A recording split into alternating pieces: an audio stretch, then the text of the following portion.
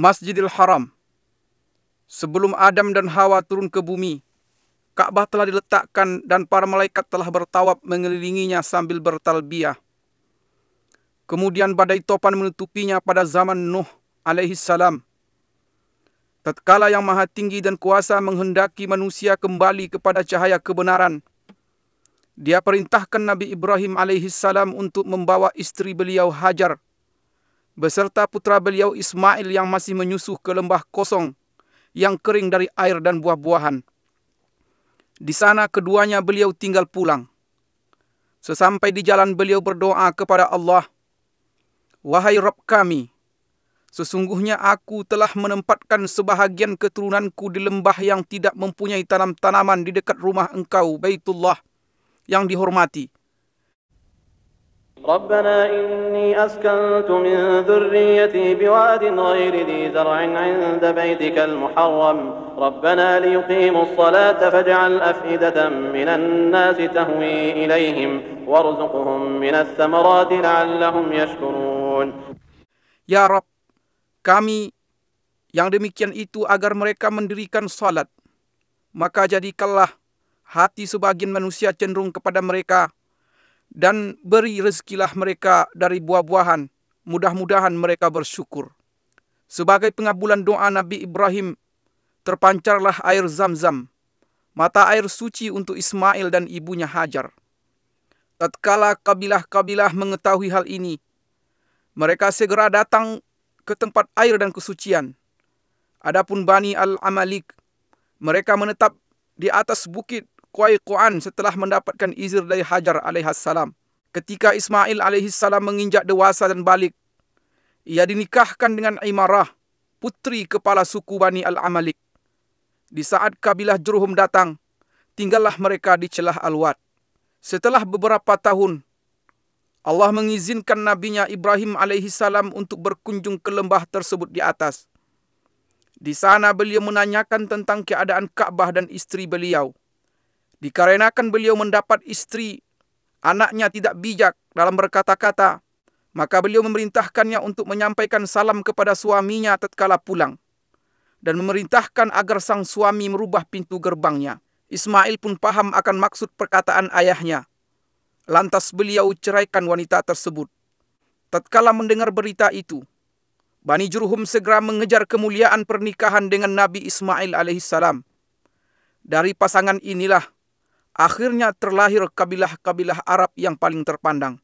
Allah menunjukkan kepada Nabi Ibrahim alaihissalam tempat didirikannya Ka'bah dan menentukan sudut-sudutnya. Allah Ta'ala berfirman yang artinya, وَإِذْ بَوَّأْنَا لِإِبْرَاهِيمَ مَكَانَ الْبَيْتِ أَلَّا تُشْرِكْ بِي شَيْئًا وَطَهِّرْ بَيْتِيَ لِلطَّائِفِينَ وَالْقَائِمِينَ وَالرُّكَّعِ السُّجُودِ. Dan ingatlah ketika kami memberikan tempat kepada Ibrahim di tempat Baitullah dengan mengatakan, janganlah kamu menyekutukan sesuatu pun dengan aku, dan sucikanlah rumahku ini bagi orang-orang yang tawaf, orang-orang yang beribadat, serta orang-orang yang rukuk dan sujud. Nabi Ibrahim dan Nabi Ismail alaihimassalam pun segera memperjelas batas-batas Ka'bah, mensucikan tempatnya dan mendirikan bangunan Ka'bah dari sudut Aswad ke rukun Syamali utara, di mana terletak Hajar Aswad sepanjang 32 hasta, dan dari rukun Yamani ke Hajar Aswad sepanjang 20 hasta dengan tinggi 7 hasta. Kemudian keduanya meletakkan Hajar Aswad pada tempatnya dan melakukan tawaf dengan berkeliling 7 putaran. Lantas mereka mulai mengajak manusia ke rumah pusaka ini untuk beribadah kepada Allah dan mensucikan diri dari dosa-dosa dunia. Jatuh hatilah umat manusia ke rumah Allah Baitullah ini dan mereka berlomba-lomba untuk mengunjunginya. Allah Ta'ala berfirman yang artinya, وَأَذِّن فِي النَّاسِ بِالْحَجِّ يَأْتُوكَ رِجَالًا وَعَلَى كُلِّ ضَامِرٍ يَأْتِينَ مِنْ كُلِّ فَجٍّ عَمِيقٍ. Dan berserulah kepada manusia untuk mengerjakan haji. Niscaya mereka akan datang kepadamu dengan berjalan kaki dan mengendarai unta yang kurus yang datang dari segenap penjuru yang jauh. Kemudian Nabi Ismail alaihissalam terus mengurusi Baitullah hingga beliau meninggal. Sepeninggal beliau, secara turun-menurun kabilah Jurhum mengurusinya.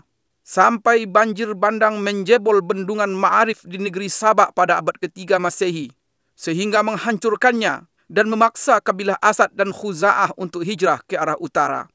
Khuza'ah menetap di Mekah setelah mengalahkan Bani Jurhum dan mengusir mereka darinya. Lantas Amr bin Luhai merubah agama Allah yang lurus dan menggantikannya dengan penyembahan patung dan berhala, serta mewajibkan orang-orang yang haji berkorban untuknya.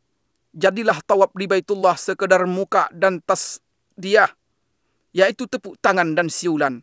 Keadaan ini terus berjalan sampai kedatangan Qusay bin Kilab bin Murrah, yang termasuk keturunan Nabi Ismail alaihissalam pada pertengahan abad ke-5 Masehi. Maka kepemimpinan dan pengurusan Mekah pun diserahkan kepadanya. Dengan inilah berawal era Quraisy dan tersebarlah marga-marga Quraisy di penjuru kota Mekah. Rumah-rumah dari tanah liat dan batu menggantikan rumah-rumah dari bulu-buluan. Qusay membuat batasan seluas lingkaran tawaf yang kita kenal sekarang, mendirikan Darun Nadwa dan mengizinkan orang-orang untuk mendirikan bangunan di sekelilingnya.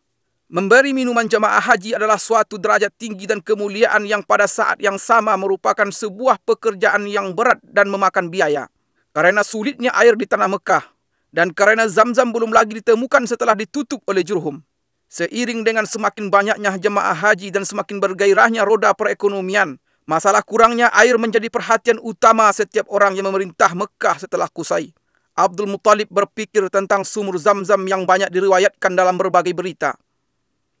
Ia terus berusaha mencari tempatnya, sampai ia melihat dalam mimpinya orang yang memanggil, menunjukkan tempatnya dan memerintahkan penggaliannya. Maka Allah tunjukkan posisi sumur. Dan bersamaan dengan hal ini banyak kafilah haji dan dagang yang bersegera mendatanginya, sehingga Mekah pun menjadi Ummul Qura, artinya induk desa-desa, dan pusat perdagangan yang tak tertandingi. Mekah menjadi titik temu jalur perdagangan antara Yaman dan Habsyah, Ethiopia dan sekitarnya di sebelah selatan, Persia dan Romawi di sebelah utara, India di sebelah timur, Mesir dan Afrika di sebelah barat. Mekah seolah-olah bersiap diri untuk menyambut Nabi yang paling mulia dan misi terakhir para Nabi. Rasul pilihan sallallahu alaihi wasallam lahir pada tahun Gajah 571 Masehi. Beliau tumbuh dan besar di tanah Mekah di sekitar Baitullah. Masyarakat mengenal beliau dan beliau mengenal mereka. Mereka menaruh kepercayaan terhadap beliau dan berlomba-lomba untuk merebut hati, persahabatan dan kedekatan dengan beliau. Kemudian beliau menikahi Ummul Mukminin Khadijah radhiyallahu anha.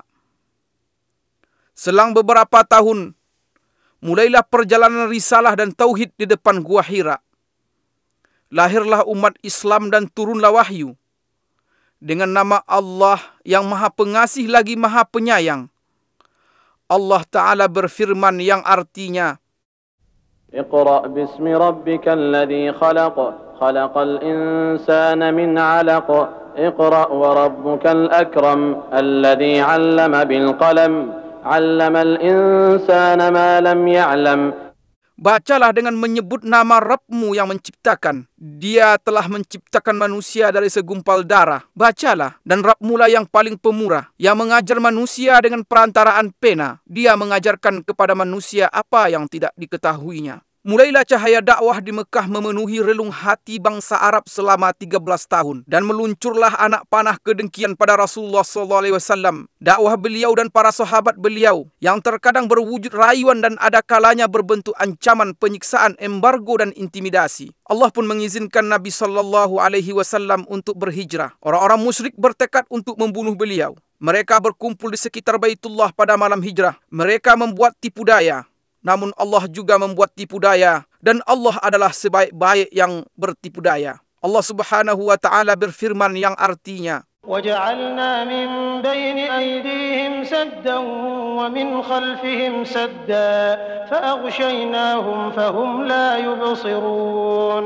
Dan kami adakan di hadapan mereka dinding, dan di belakang mereka dinding, dan kami tutup mata mereka sehingga mereka tidak dapat melihat. Keluarlah Rasulullah SAW dari Mekah dengan ditemani Abu Bakar As-Siddiq radhiyallahu anhu menuju Yasrib dengan selamat. Meskipun jalan ke Yasrib adalah arah utara, mereka mengambil jalan ke arah selatan Mekah. Di perjalanan, Rasulullah sallallahu alaihi wasallam menoleh ke negeri tempat beliau menghabiskan masa kecil dan awal dakwah beliau sebagai perpisahan dari seorang yang sangat mencintai Baitullah Al-Haram. Kemudian keduanya berjalan bersama sejauh 10 km hingga sampai di Gunung Sur. Lantas naik sampai di Gua Sur untuk istirahat dan bersembunyi. Abu Bakar radhiyallahu anhu sangat mengkhawatirkan nyawa Nabi Muhammad sallallahu alaihi wasallam. Di lain pihak beliau sallallahu alaihi wasallam tidak terbebani dengan hal ini. Beliau berkata, "Wahai Abu Bakar, apa pendapatmu tentang dua orang yang Allah menjadi yang ketiga bagi keduanya?" Allah Ta'ala berfirman yang artinya, إلا تنصروه فقد نصره الله إذ أخرجه الذين كفروا ثاني اثنين إذ هما في الغار إذ يقول لصاحبه لا تحزن إن الله معنا.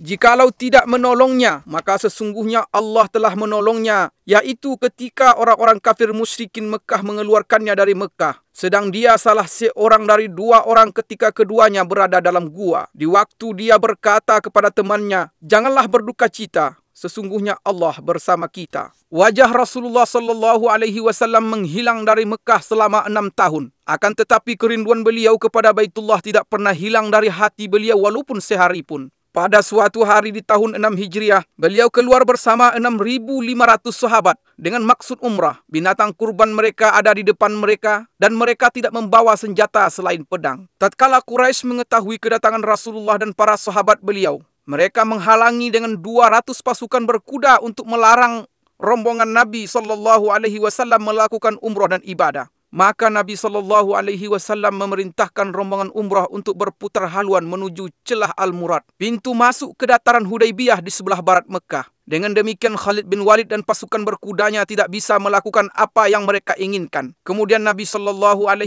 mengirimkan utusan kepada Quraisy untuk meminta agar diizinkan umrah. Utusan ini kembali dengan terlambat dan diisukan bahwa mereka telah dibunuh agar tersebar desas-desus dan kekacauan. Maka di bawah pohon Ar-Ridwan di Hudaybiyah, penyeru kaum muslimin menyerukan kepada baiat Rasulullah SAW untuk memerangi Quraisy. Kala itu, gentarlah Quraisy dan mereka mengumumkan keinginan mereka untuk berdamai dengan kaum muslimin dengan syarat-syarat yang diterima oleh Rasulullah SAW. Akhirnya kaum muslimin pulang dengan perjanjian Hudaybiyah untuk melakukan umrah pada tahun yang akan datang. Pada tahun ke-8 Hijriah, Quraisy melanggar perjanjian. Maka Rasulullah SAW memerintahkan umat Islam untuk berangkat ke Mekah dalam 4 pasukan. 1 pasukan pembuka, 1 pasukan berputar dari arah bawah Mekah di sekitar Jabal Umar. Pasukan ketiga masuk dari arah barat melalui puncak Bukit Uaikan. Dan yang keempat berjalan sejajar dengan Jabal Hindi. Rasulullah SAW memerintahkan pemasangan bendera perang di perbatasan arah depan Masjidil Haram. Akan tetapi penaklukan Mekah berakhir tanpa perang dan Mekah pun kembali aman. Kembalilah para ahli ibadah melakukan rutinitasnya di Baitullah dan kembalilah generasi tauhid di Mekah. Patung dan berhala kesyirikan tumbang di segenap penjuru Mekah. Mulai saat itu Mekah masih terus merasakan nikmat bendera tauhid La ilaha illallah Muhammad Rasulullah. Kemudian dilakukan lagi pembatasan tanah haram Mekah sebagaimana telah dilakukan oleh Nabi Ibrahim alaihissalam atas petunjuk Jibril alaihissalam. Sampai saat ini batas-batas ini masih jelas ditandai dengan tanda yang tidak boleh dimasuki oleh selain Muslim. Batas-batas ini adalah 1 Tan'im yang terletak 6 km dari utara Mekah. Kedua, Wadi Nakhlah yang terletak di sebelah timur laut Mekah sejauh 14 km. Ketiga, Adha, letaknya 12 km dari arah selatan Mekah. Keempat, Sumaisi yang merupakan batas tanah haram di sebelah barat dan terpisah dari Mekah sejauh 15 km. Di dalam Al-Quranul Karim, Mekah Al-Mukarramah disebut di beberapa ayat dengan nama yang berbeda-beda. Di antara nama-nama ini adalah 1. Al-Baladul Haram, artinya tanah haram. Allah Subhanahu wa Ta'ala berfirman yang artinya, "Aku hanya diperintahkan untuk menyembah Rabb negeri ini, yang telah menjadikannya haram dan kepunyaannya lah segala sesuatu." Kedua, Ummul Qura, artinya induk desa-desa. Allah Subhanahu wa taala berfirman yang artinya, dan ini Al-Quran adalah kitab yang telah kami turunkan yang diberkahi, membenarkan kitab-kitab yang diturunkan sebelumnya, dan agar kamu memberi peringatan kepada penduduk Ummul Qura. Yang ketiga, Al-Baladul Amin, artinya kota yang aman. Allah Subhanahu wa taala berfirman yang artinya, demi buah tin dan buah zaitun, dan demi bukit Sinai, dan demi bukit Sinai, dan demi kota Mekah ini yang aman. Yang keempat, Ma'ad, artinya tempat kembali. Allah Subhanahu wa taala berfirman yang artinya, sesungguhnya yang mewajibkan atasmu melaksanakan hukum-hukum Al-Quran benar-benar akan mengembalikan kamu ke tempat kembali. Yang kelima, Mekah. Allah Subhanahu wa taala berfirman yang artinya, dan dialah yang menahan tangan mereka dari membinasakan kamu dan menahan tangan kamu dari membinasakan mereka di tengah kota Mekah. Yang keenam, Bakkah. Allah Subhanahu wa taala berfirman yang artinya, sesungguhnya rumah yang mula-mula dibangun untuk tempat beribadah manusia ialah Baitullah yang di Bakkah, yang diberkahi dan menjadi petunjuk bagi semua manusia. Mekah pada awal era Saudi adalah percontohan untuk seni penataan kota di mana gang-gangnya yang sempit bertemu di Masjidil Haram, yang merupakan jantung dan ruhnya. Orang yang memperhatikan bisa dengan mudah menemukan pengaruh faktor cuaca terhadap penampilan Mekah Al-Mukarramah, dan bentuknya yang sesuai dengan bentuk lembah serta lereng gunung yang berdiri di atasnya, yang merupakan perpanjangan dari lembah Ibrahim, Tua, Fatah, dan bagian atas dari Wadi Muhassir. Kemudian, hubungan langsung antara cuaca dan arsitektur bangunan di Mekah tampak dengan jelas. Udara Mekah panas dan kering di sebagian besar musim. Derajat panasnya berkisar antara 30 hingga 45 derajat. Karenanya, jalan-jalan dibuat sempit meskipun gedung-gedungnya menjulang tinggi, agar orang-orang bisa berlindung di balik bayang-bayangnya sepanjang hari. Perluasan pertama Masjidil Haram dilakukan oleh Khalifah Umar bin Khattab pada tahun 17 Hijriah. Selanjutnya Utsman bin Affan pada tahun 18 Hijriah.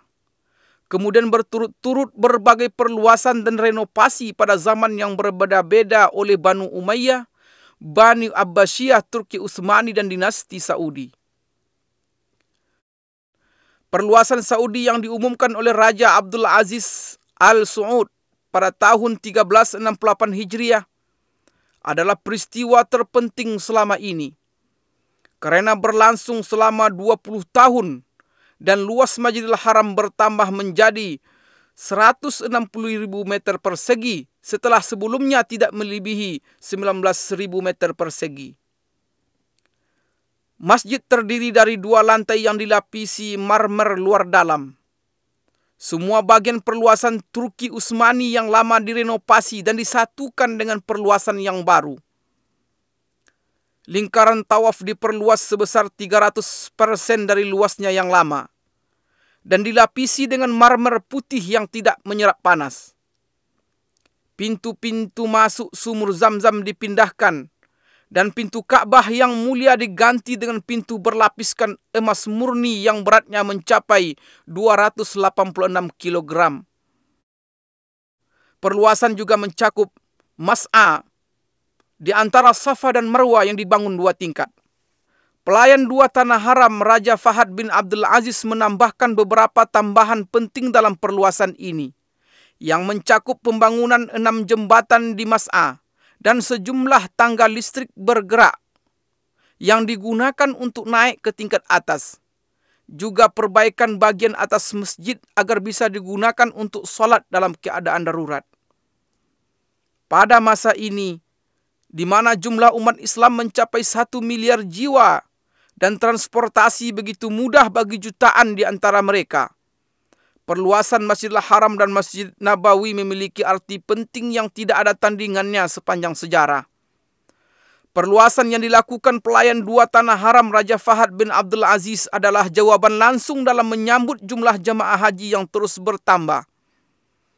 Maka pada tanggal 2 Safar 1409 Hijriah, pelayan 2 Tanah Haram meletakkan batu pertama proyek perluasan Masjidil Haram di Mekah Al-Mukarramah dengan anggaran sebesar 6,8 miliar rial Saudi dan mencakup halaman Suq Saghir, yaitu pasar kecil di sebelah barat masjid. Desainnya dibuat melengkapi masjid yang sekarang dari segi eksterior dan bentuk arsitektur secara umum. Bangunan perluasan ini meliputi 1 pintu gerbang utama, 14 pintu kecil ditambah pintu-pintu masuk yang ada sekarang. Juga 2 buah menara setinggi 180 meter yang desainnya menyerupai 7 menara yang lain. Ditambah lagi pembangunan 2 bangunan untuk eskalator. 1 di arah selatan dan 1 lagi di utara, untuk memudahkan jemaah haji dan jemaah solat. Halaman yang mengelilingi Masjidil Haram disiapkan sedemikian rupa dan berlantaikan marmer putih yang memantulkan panas. Dengan demikian Masjidil Haram bisa memuat hampir 1 juta orang. Pemandangan Masjidil Haram pada 10 hari terakhir bulan Ramadan tidak tertandingi oleh pemandangan sepanjang tahun. Karena pada saat itu ada salat tarawih dan tahajud, di mana tangan-tangan menengadah dengan khusyuk. Hati-hati yang penuh harap dan air mata yang tertumpahkan, semua mengharap ampunan Tuhan. Allah Subhanahu wa Ta'ala berfirman yang artinya, dan siapa lagi yang mengampuni dosa selain Allah?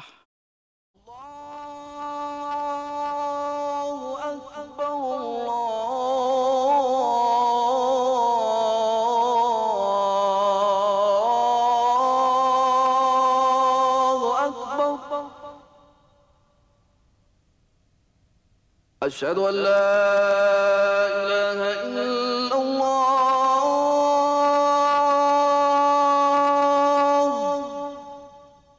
Masjidil Aqsa. Sejarah tempat ini adalah cerita bersambung 5.000 tahun sejak ditinggali oleh kaum Yabus. Kemudian penduduk keturunan Kan'an yang berdarah Arab turun-temurun menempatinya dan menjadi bagian yang tak terpisahkan dari tanah ini. Di sini mereka menemukan ketenangan dan keamanan.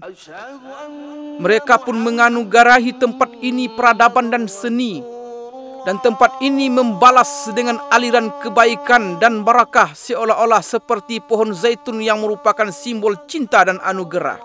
Sepanjang masa ini, kota ini telah mengalami lebih dari 25 peperangan yang semuanya bisa dilewati. Dan kota ini beserta penduduknya yang baik tetap bertahan dan menjadi simbol sejarah serta peradaban manusia. Kota ini berbeda dari kota-kota yang lain. Disinilah jembatan yang menghubungkan bumi dengan langit pada malam Isra dan Mi'rajnya. Disinilah sungai yang mengalir dari kesucian dan cahaya terang di hati para pencinta yang menjatuhkan bayangannya di atas bebatuan, tempat tinggal dan nama-nama. Dan sejak malam itu, yaitu malam Isra dan Mi'raj, kota ini menjadi kiblat pertama kaum muslimin. Mereka menghadap ke arahnya dengan hati mereka sebelum melihatnya dengan mata. Ia telah menetap di sanubari umat Islam sebelum mereka tinggal di dalamnya. Maka bangkitlah suatu kerinduan untuk selalu bersama. Di sini dan dari Gunung Al-Mukabbir di tahun 636 Masehi, Khalifah Umar bin Khattab melontarkan takbir bersejarahnya, di mana terlihat oleh beliau bahwa kunci kota suci ini diserahkan dan manusia seluruhnya menerima isi surat perjanjian Umar. Sejarah masih terus teruji dengan panasnya rangkaian peristiwa, dan kota suci ini pada masa Islam mengalami puncak kemajuannya dalam peradaban dan peran kemanusiaan. Bagaimana tidak? Sedangkan penakluknya yang pertama, Nabi Muhammad SAW bersabda, "Satu golongan dari umatku akan terus berada di atas kebenaran. Mereka menang dan unggul atas musuh-musuh mereka. Orang yang menyelisihi mereka tidak membahayakan mereka. Tidak pula kesusahan menimpa mereka sampai datang kepada mereka perkara Allah," artinya kematian. Sedangkan mereka dalam keadaan seperti itu. Para sahabat bertanya, "Di manakah mereka wahai Rasulullah?" Beliau menjawab, "Di Baitul Maqdis dan sekitarnya."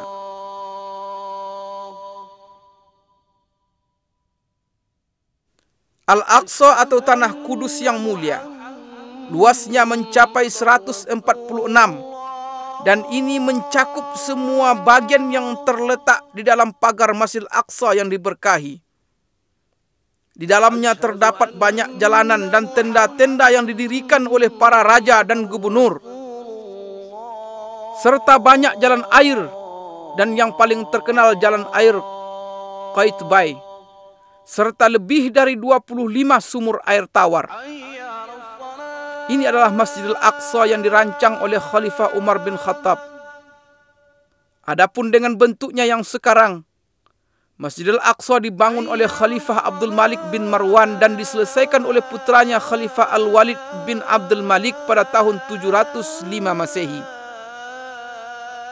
Dahulu, Masjidil Aqsa diterangi dengan 1.700 lampu. Orang-orang yang tak bisa mengunjunginya mengirimkan minyak untuk menghidupkan lampu-lampu ini.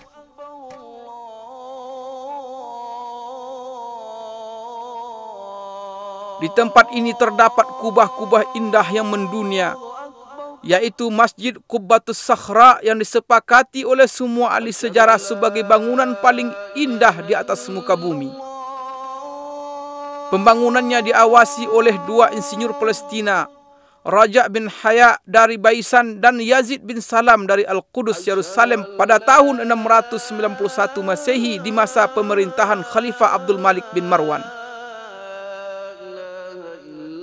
Dan tangan-tangan terampil telah mengukir surat Yasin yang merupakan jantung Al-Quran di jantung Palestina yang terus berdetak dengan tauhid sepanjang zaman.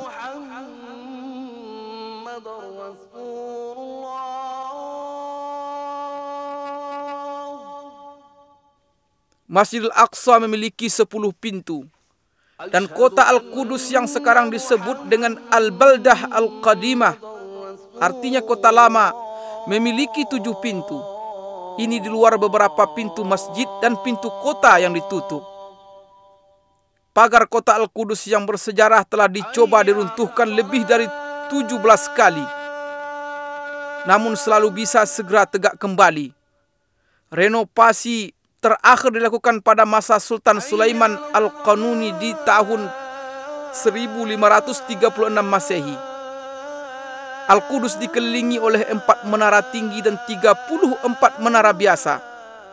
Di sini, di setiap jengkal dan pojok terdapat barakah, ketinggian dan keindahan menara-menara yang ramah dengan panggilan langit.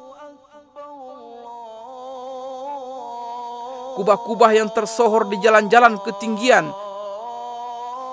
mihrab-mihrab yang salat di dalamnya tidak menunjukkan selain kesucian, dan tempat-tempat duduk yang mengingatkan kepada orang-orang berbudi. Pada tanggal 30 Juli 1980 Masehi, Perdana Menteri Israel dengan kesepakatan partainya mengeluarkan keputusan menjadikan Al-Qudus sebagai ibu kota Israel untuk selamanya. سندافع عن المدينة الثالثة في الإسلام بكل ما تستطيع ولن تبخل عليها بدم. Kita akan pertahankan kota ketiga Islam ini dengan segala kemampuan dan tidak akan keberatan untuk menumpahkan darah karenanya. Di saat umat Islam kehilangan ingatan, saat itulah Al-Qudus akan hilang. Dahulu selama 100 tahun Masjidil Aqsa dirubah menjadi perkantoran. Masjid Qubbatus Sakhra dirubah menjadi gereja. Musalla Al-Marwani menjadi kandang kuda. Suara azan tak terdengar lagi, hingga Allah berkehendak menyiapkan orang yang mengeluarkan kota yang berharga ini dari kotoran, kelaliman dan penjajahan. Datanglah Salahuddin Al-Ayyubi memasuki Al-Qudus setelah perang Hittin pada tahun 1187 Masehi dengan mengangkat bendera tauhid untuk bersujud, dan bersujud bersamanya pasukan penakluk yang berjaya mengalahkan berbagai rintangan yang telah menghalangi junjungan kita Nabi Muhammad SAW dan kejayaan beliau.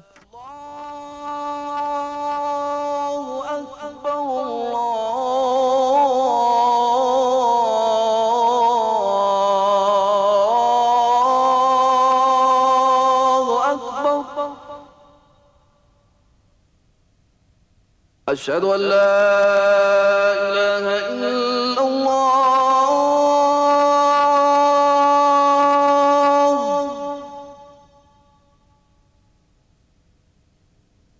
أشهد أن لا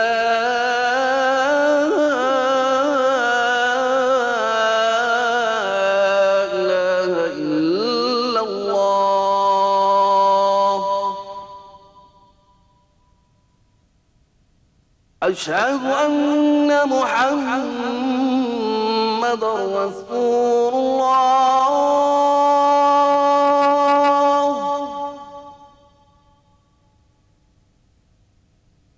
أشهد أن محمد رسول الله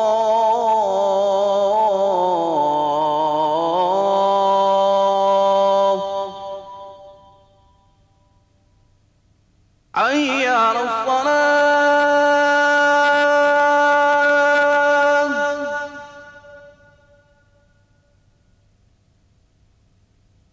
حي على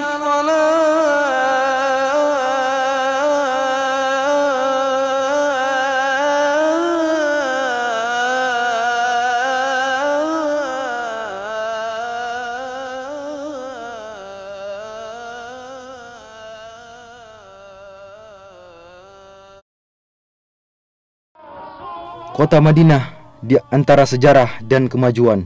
Selamat datang di kota Madinah Munawwarah, tempat kembalinya keimanan dan tempat tinggal Rasulullah sallallahu alaihi wasallam. Selamat datang di kota Madinah bersama kilauan perkembangan dan kemajuan yang ada di dalamnya. Kita akan membaca perjalanan sejarah kota Madinah dimulai dari zaman dahulu kala sampai zaman yang terang yang menyinari dunia. Nun jauh di sana, di masa generasi keempat dari keturunan Rasulullah Nuh alaihi salam, sebuah gerombolan dari negeri Babil keluar untuk mencari tempat pemukiman baru, yang pada akhirnya mereka mendapatkan sebuah lahan subur yang terlindung oleh gunung-gunung dan bebatuan gunung berapi yang ada di sekitarnya. Kemudian mereka menetap di tempat itu. Kemudian mereka membangun sebuah perkampungan kecil yang dinamakan dengan nama pemimpin mereka, Yathrib. Maka berkembanglah Yathrib. Beberapa riwayat menyebutkan bahwa penduduk kaum Amalik, keturunan dari Nabi Nuh alaihissalam, telah bertempat tinggal di sana pada abad ke-23 sebelum hijrah, serta menyebutkan bahwa Madinah terikat hubungan dengan kerajaan Ma'iniyah pada abad ke-12 sebelum hijrah. Beberapa relief yang berhasil ditemukan menunjukkan bahwa pada abad ke-11 sebelum hijrah, Yathrib selama 10 tahun berada di bawah kekuasaan Raja Babylon Nabonid yang bertempat tinggal di Taima. Dan pada abad ke-5 sebelum hijrah, kaum Yahudi yang telah diporak-porandakan oleh Romawi berdatangan ke sana. Dan pada abad ke-3 sebelum hijrah, suku Aus dan Khazraj pada berdatangan dari Yaman dan juga ikut menetap di Yathrib. Dan sepanjang abad yang lalu, berdatangan pula beberapa suku yang berdekatan, baik dengan berombongan ataupun secara perorangan. Maka terbentuklah sebuah masyarakat yang beraneka ragam, sebuah masyarakat petani yang ulet. Perkebunan kurma, ladang sayuran, dan buah-buahan mulai tersebar di seluruh penjuru Yathrib.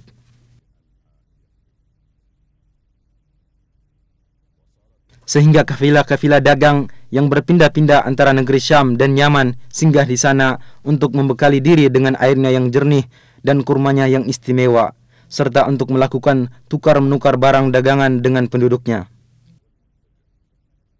Dan pada tahun 120 sebelum hijrah terjadi sebuah peperangan antara suku Aus dan Khazraj yang semua itu tidak lepas dari muslihat dan tipu daya kaum Yahudi.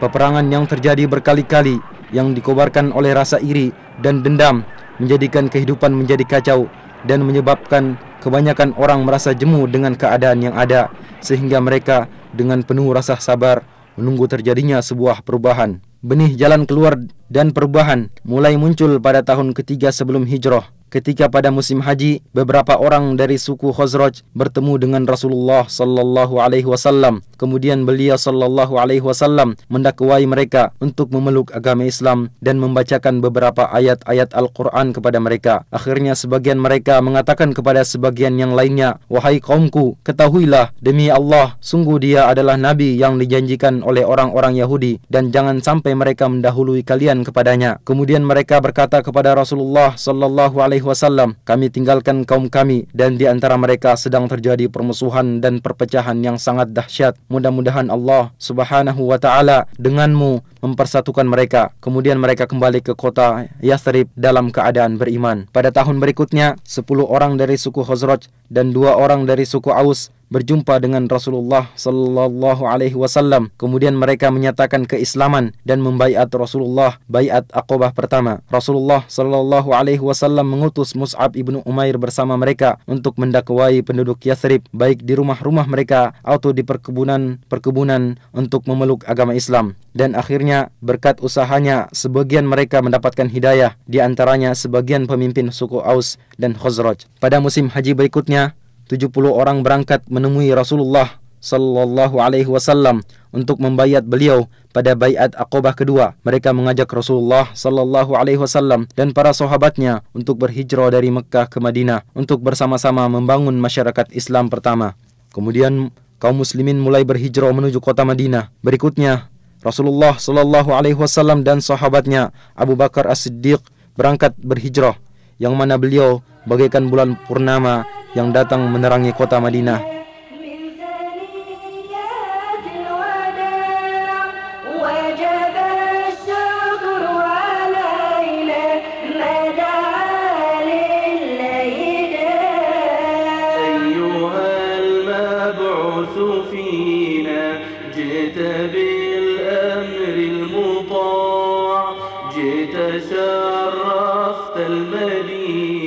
Dan mulailah perubahan besar dalam sejarah. Segala sesuatu berubah. Namanya berubah dari Yathrib menjadi Madinah. Di samping itu, dia juga masih memiliki nama-nama lain yang menunjukkan akan kedudukannya yang agung, seperti Thayyibah, Tobah, dan Ad-Dar. Keyakinan manusia berubah dari pengagungan terhadap berhala menjadi Islam. Masjid Nabawi menjadi pusat bimbingan dan pemerintahan. Pasukan-pasukan perang dikirim untuk memberantas kesyirikan dan menegakkan kalimat tauhid.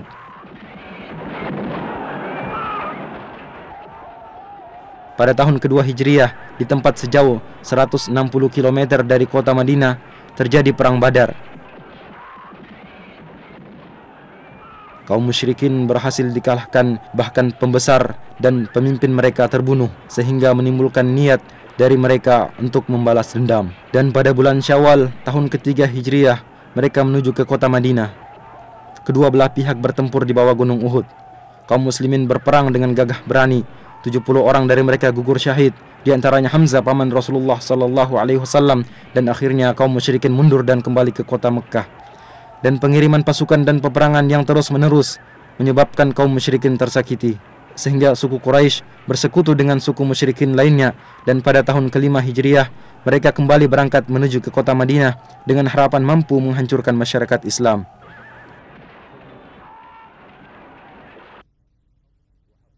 Kaum muslimin menggali parit dan membentengi kota Madinah.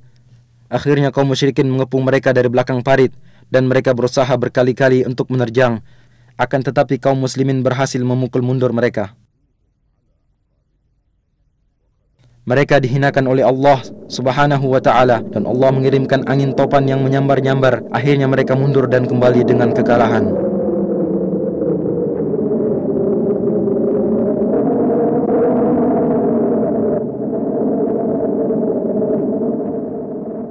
Sepanjang masa Nabi sallallahu alaihi wasallam, kemudian zaman Khulafaur Rasyidin, Madinah merupakan ibu kota negara Islam yang luas. Kaum muslimin datang berduyun-duyun ke kota Madinah untuk bertemu dengan Rasulullah sallallahu alaihi wasallam dan para Khulafaur Rasyidin setelah beliau, serta menunaikan solat di Masjid Nabawi.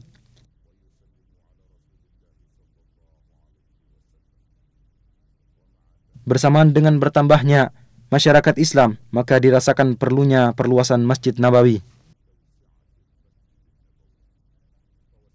Pada tahun ke-7 Hijriah, Rasulullah sallallahu alaihi wasallam melakukan perluasan masjid untuk pertama kalinya.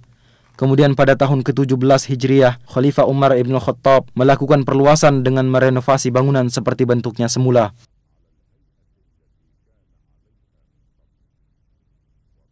Pada tahun 30 Hijriah, Khalifah Uthman ibn Affan merenovasi bangunan dengan menggunakan batu berukir dan memperluas areal masjid. Dan di Masjid Nabawi diatur pasukan-pasukan untuk berdakwah dan membuka wilayah. Maka agama Allah menyebar di segenap penjuru Jazirah Arab dan di Syam, Irak, Mesir, serta bagian utara benua Afrika.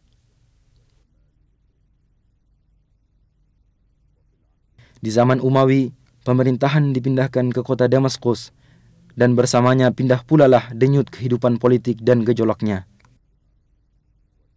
Madinah telah menjadi sebuah wilayah pemerintahan yang tenang. Ladang dan perkebunan semakin banyak, sampai-sampai terlihat di sekitar Wadi Aqiq tiada lagi tempat untuk bangunan. Keadaan terus berjalan seperti ini sampai pertengahan dinasti Abbasiyah, di mana pada permulaannya muncul Imam Malik ibnu Anas rahimahullah. Kemudian banyak orang dari berbagai penjuru datang untuk belajar di majelisnya, di antaranya Imam Asy-Syafi'i rahimahullahu ta'ala.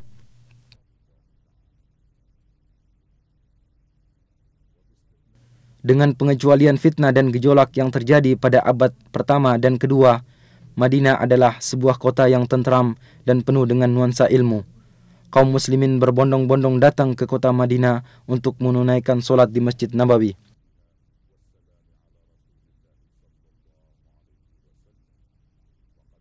Khalifah Al-Mahdi memerintahkan agar diadakan perluasan Masjid Nabawi dan mempertahankan bangunan lama. Dan pada abad ketiga Hijriah, mulailah muncul kemerosotan dalam berbagai aspek kehidupan, di mana bangunan-bangunan berkurang, istana-istana yang terletak di Aqiq mulai ditinggalkan, dan keamanan menjadi kacau. Sering terjadi perampasan terhadap kafilah-kafilah dagang. Kota Madinah menyusut hingga terbatas dalam pagar kota yang dibangun pertama kali pada tahun 263 Hijriah. Beberapa kali pagar kota dibangun dan diperluas hingga mencakup perluasan kota yang masih sangat terbatas. Demikianlah keadaan kota Madinah yang mengalami masa pasang surutnya hingga abad ke-10 Hijriah. Pada tahun 578 Hijriah, di saat perang salib sedang berkecamuk, salah seorang pemimpin salib yang bernama Arnaud mengirimkan sebuah pasukan dengan menggunakan kapal. Mereka bersembunyi-sembunyi menuju ke Laut Merah, kemudian mendarat di Yambo, kemudian menuju ke kota Madinah. Maka pasukan Salahuddin Al-Ayyubi rahimahullah mengejar mereka dan akhirnya berhasil menghadang mereka dalam jarak perjalanan 1 malam dari kota Madinah. Sebagian besar dari mereka berhasil dibunuh dan yang lainnya ditawan, dan Allah masih tetap menjaga kota Madinah dari kejahatan mereka. Pada tanggal 5 Rajab tahun 654 Hijriah, sebuah gunung besar yang terletak di sebelah timur kota Madinah meletus dan mengalirkan sebuah sungai lahar ke arah barat menuju ke kota Madinah. Lalu dengan takdir Allah Ta'ala menyimpang ke arah utara. Gunung tersebut terus memuntahkan laharnya sekitar 3 bulan lamanya. Pada tahun 886 Hijriah, kobaran api yang disebabkan oleh sambaran petir melahap bangunan Masjid Nabawi dan menghancurkan sebagian besar dari bangunan masjid. Akan tetapi kamar Nabi selamat dari lalapan api. Kemudian atas dana dari Sultan Qutbai, bangunan Masjid Nabawi dikembalikan lagi. Sebagaimana juga dibangun beberapa sekolahan dan tempat-tempat belajar mengaji yang mengumpulkan ulama, para penuntut ilmu, dan orang-orang yang tinggal berdekatan. Pada abad ke-10 Hijriah, kota Madinah mulai dikuasai oleh dinasti Utsmani yang berlangsung selama 4 abad. Yang di sela-selanya, kota Madinah menyaksikan berbagai kejadian yang bermacam-macam, di antaranya yang paling besar, pembaharuan pagar kota, dan dibangunnya sebuah benteng yang kokoh lagi luas, dan ditugaskannya beberapa satuan pasukan guna menjaga keamanan. Dan sungguh penduduk Madinah telah mendapatkan manfaat dari hal tersebut. Keamanan terjaga, perampokan kafilah dagang menjadi berkurang. Kemudian mulailah kepemimpinan melemah dan terjadi perebutan kekuasaan antara panglima pemerintahan. Akibatnya keamanan menjadi kacau, perampokan kafilah-kafilah dagang kembali terjadi, bahkan sampai terjadi di perbatasan kota Madinah. Di dalam kota Madinah sendiri terjadi kekacauan dan perpecahan, walau akhirnya berhasil diselesaikan. Pada tahun 1220 Hijriah, penduduk Madinah memberikan baiatnya kepada para da'i-da'i pembawa perbaikan dan bergabung dengan kerajaan Saudi pertama, dan selama 6 tahun mereka hidup penuh dengan rasa aman dan tentram. Kemudian Tulun Basha bin Muhammad Ali Basha berhasil merebut kota Madinah yang kemudian mengembalikannya lagi kepada kerajaan Utsmaniyah. Lalu pada tahun 1265 Hijriah dimulailah pembaharuan dan perluasan bangunan Masjid Nabawi yang menelan waktu 12 tahun, dan akhirnya muncullah sebuah bangunan baru yang indah dan unik.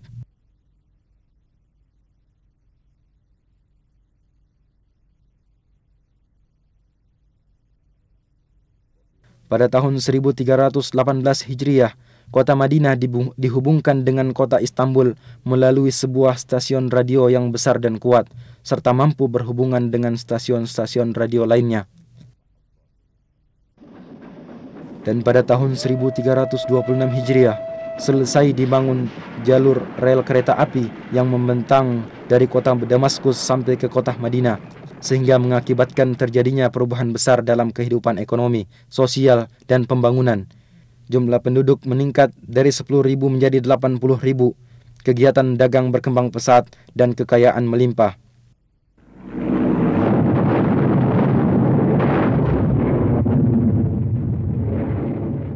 Akan tetapi pada tahun 1334 Hijriah, mulailah saat-saat yang berat dan keras dari perjalanan kota Madinah Munawwarah, dikarenakan mulainya Perang Dunia Pertama. Pemimpin pasukan Utsmaniyah Fakhri Basha mengerahkan pasukan dalam jumlah besar di dalam kota Madinah dan di sekitarnya, serta membangun benteng-benteng di sekelilingnya.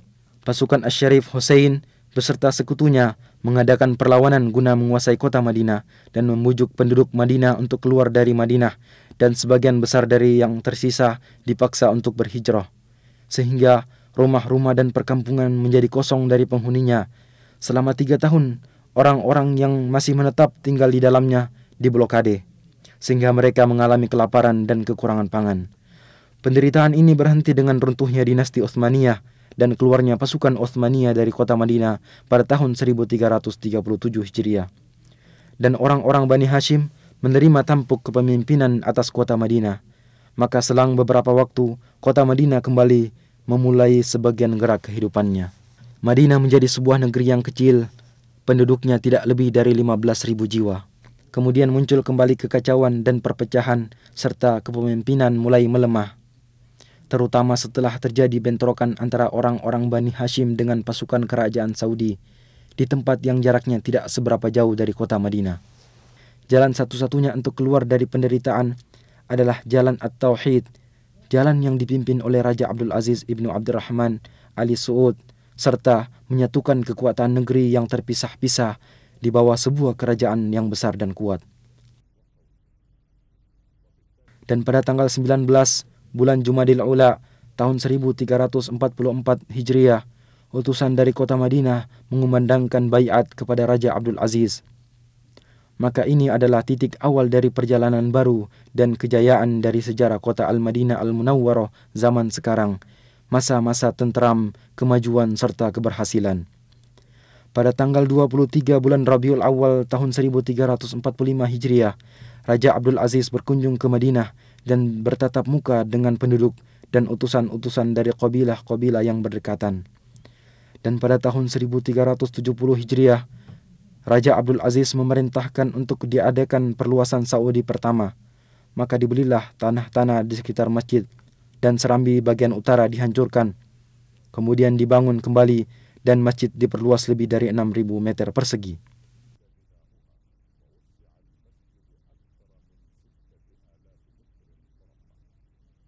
Maka tampillah sebuah bangunan baru lagi indah yang serambinya menampung ribuan jamaah solat.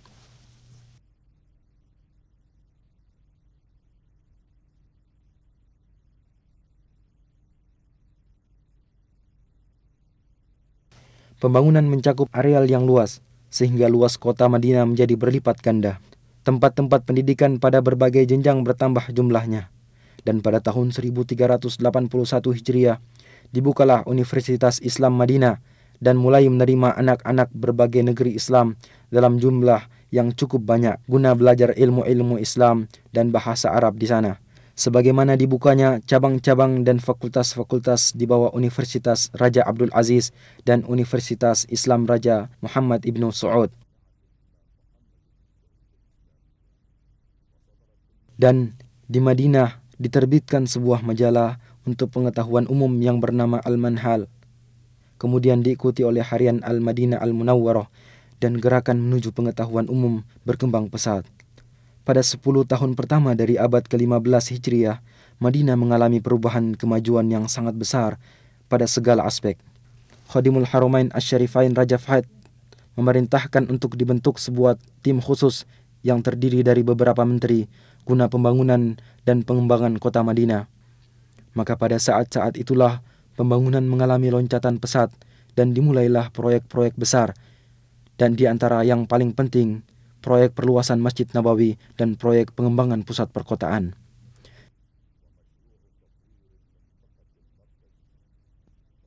Dan pada tanggal 15 bulan Safar tahun 1405 Hijriah, Khadimul Haramain Asy-Syarifain meletakkan batu pertama untuk proyek tersebut, maka dimulailah pekerjaan pembangunan besar ini.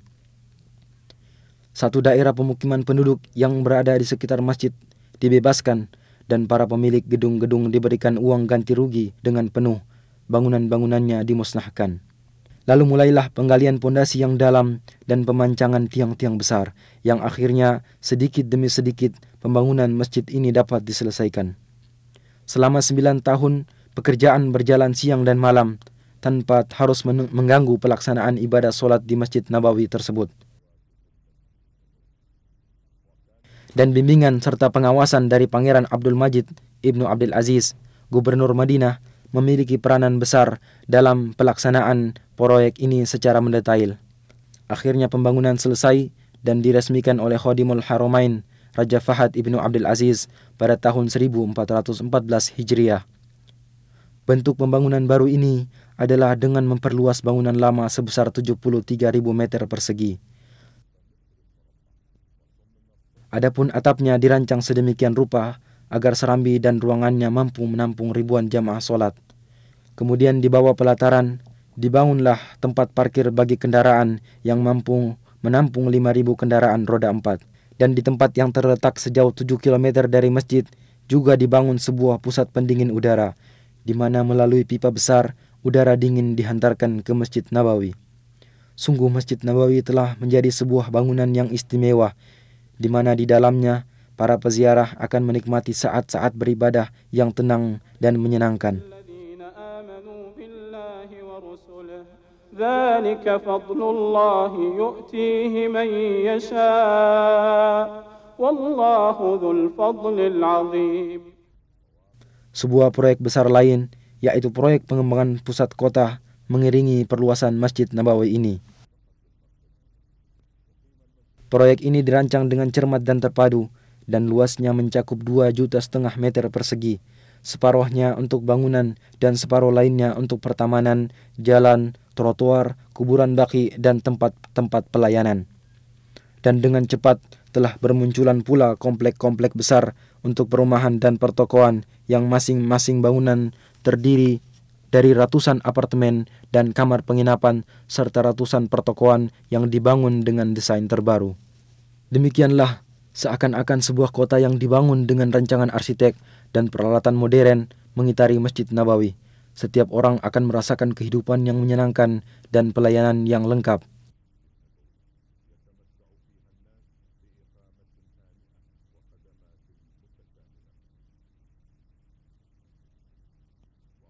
Di samping itu, masih ada proyek lain, yaitu proyek pembangunan dan perluasan masjid-masjid bersejarah, dan yang paling pertama adalah masjid pertama kali dibangun dalam sejarah Islam, yaitu Masjid Quba. Maka Masjid Quba dihancurkan, kemudian dibangun bangunan Masjid Quba yang baru dengan tetap mempertahankan arsitekturnya yang asli. Luasnya ditambah dengan luas halaman luar mencapai 13.500 meter persegi. Daerah sekitarnya diatur sedemikian rupa sehingga dalam bentuknya yang baru, Masjid Quba menampakkan ciri khasnya tersendiri.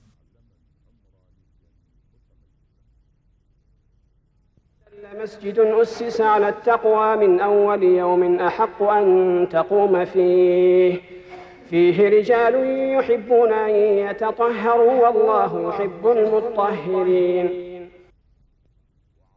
Dan di pintu gerbang masuk kota Madinah, tepatnya di daerah Dzul Khulaifah, terletak sebuah masjid kecil tua dan bersejarah, yaitu Masjid Miqat, tempat orang yang hendak haji atau umroh berihram.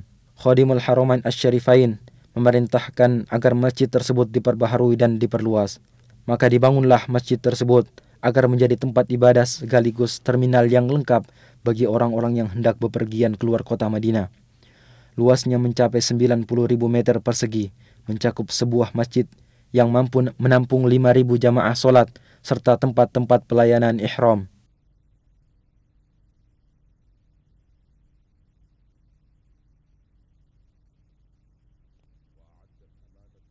Dinas Tata Kota Madinah membuat perencanaan kota yang membagi kota atas 3 lapis lingkaran. Pada setiap perkampungan dibangun taman-taman agar Madinah tetap subur dan hijau. Keanggunan model yang melengkapi keagungan isi akan semakin menampakkan norma-norma keimanan yang diemban oleh kota ini sepanjang sejarah.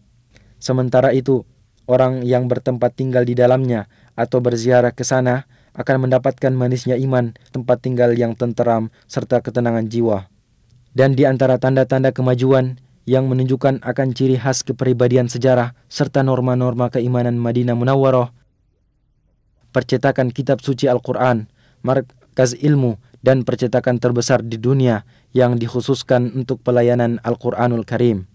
Tergabung di dalam percetakan ini sejumlah ulama, cendekiawan dan ahli qiraat, yaitu ahli baca Al-Quran yang bertugas mengoreksi penulisan kitab Allah, Al-Quranul Karim. Sementara itu, percetakan dilengkapi dengan alat-alat cetak termodern dan bertugas mencetak kitab suci Al-Quran beserta terjemahannya dalam berbagai bahasa umat Islam. Percetakan juga menyiapkan studio khusus untuk rekaman serta kaset dan piringan hitam untuk merekam bacaan Al-Quran. Percetakan ini sampai sekarang telah mempersembahkan lebih dari 130 juta mushaf Al-Quran beserta terjemahannya dalam berbagai ukuran. Sebagaimana telah mempersembahkan berjuta-juta kaset rekaman bacaan Al-Quran yang berbeda-beda serta membagikannya ke segala penjuru dunia dalam rangka mengemban misi pertama Islam yang dibawa oleh Al-Madinah Al-Munawwarah pada zaman Nabi, serta agar mengingatkan kita akan tugas agung yang diemban oleh sahabat di zaman Abu Bakar As-Siddiq, kemudian Uthman ibn Affan radhiyallahu anhuma, yaitu pengumpulan Al-Quran Karim serta penyatuan naskah dan penulisannya serta membagikannya kepada masyarakat Islam waktu itu.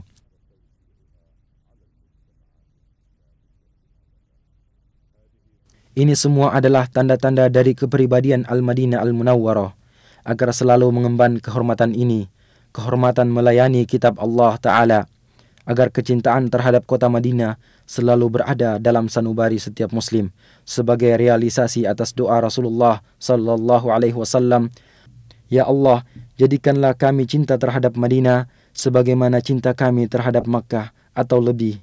Ya Allah, berikanlah keberkahan pada kota Madinah kami, dan semoga Allah selalu melimpahkan salawat dan salamnya atas Nabi Muhammad, keluarga dan sahabat-sahabatnya."